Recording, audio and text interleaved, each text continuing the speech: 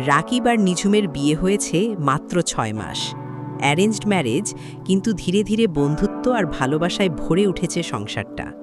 নিঝুম খুব চুপচাপ মেয়ে, বেশি কথা বলে না, কিন্তু তার চোখে সব বলা থাকে। রাকিব মাঝে মাঝে মজা করে বলে, তোমার চোখ দুটো যেন মনের আয়না, আমি না বললেও তুমি সব বুঝে ফেলো। একদিন হঠাৎ নিঝুম অসুস্থ হয়ে পড়ে, জ্বর, মাথা ব্যথা, ক্লান্তি। রাকিব অফিস থেকে ছুটি নিয়ে ঘরে বসে সেবা করে। সে বুঝে যায় ভালোবাসা শুধু বিশেষ দিনে ফুল উপহার দেওয়া না, বরং অসুস্থতার দিনে মাথায় হাত বুলিয়ে দেওয়া। রাতে নিঝুম হালকা হাসি দিয়ে বলে, তুমি তো এত ভালো, আমি হয়তো ভাগ্য করে তোমায় পেয়েছি।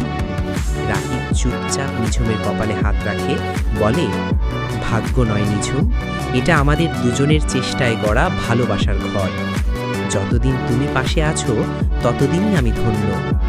সেই রাতে দুইজন মিলে একসাথে চা খায় বারান্দায় দাঁড়িয়ে, আর আকাশের তারাগুলো যেন সাক্ষী থাকে। একটি ছোট ভালোবাসার গল্প, যা প্রতিদিন একটু একটু করে লেখা হয়।